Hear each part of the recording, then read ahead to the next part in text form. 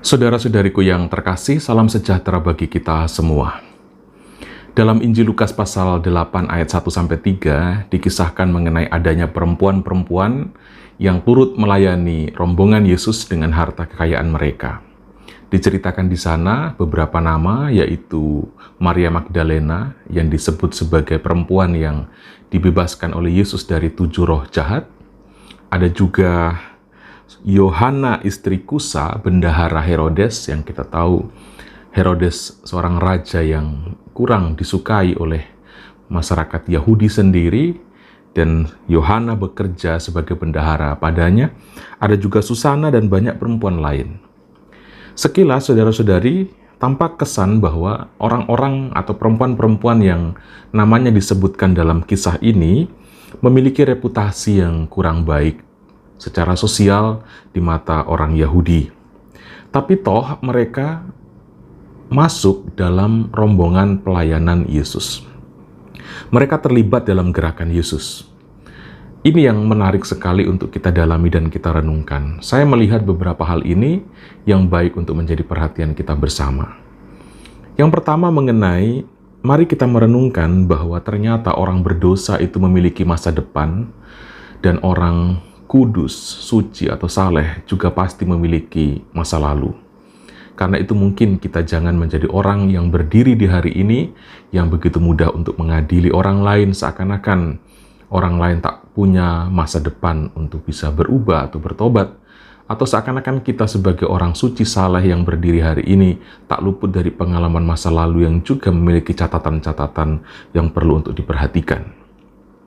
Hal yang kedua, penolakan, penyingkiran, pengusiran ternyata tidak cukup membawa efek perubahan atau pertobatan.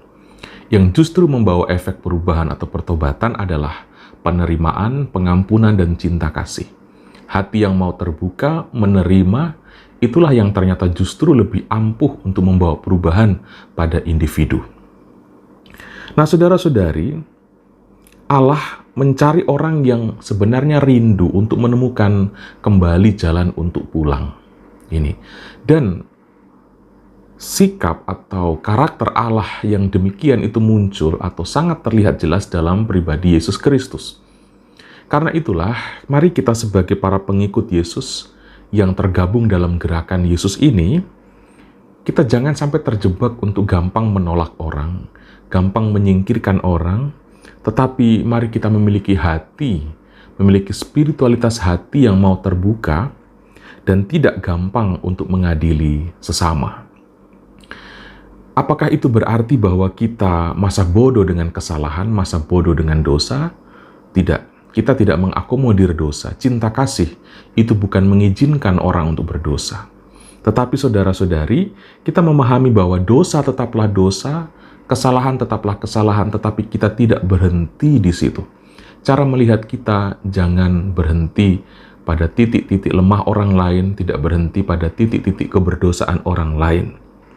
Mari kita hadir sebagai pembawa harapan. Nah, ini penting, hadir sebagai pembawa harapan yang mengarahkan orang pada perubahan dan pertobatan. Inilah yang membuat kenapa banyak orang yang dicap berdosa, yang memiliki reputasi tampaknya kurang baik di mata masyarakat umum, lebih menemukan ruang di dalam kelompok Yesus. Dan mereka akhirnya mempersembahkan diri bagi misi Yesus Kristus itu.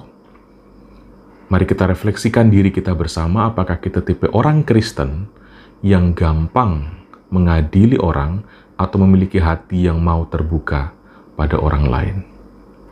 Tuhan Yesus memberkati kita semua.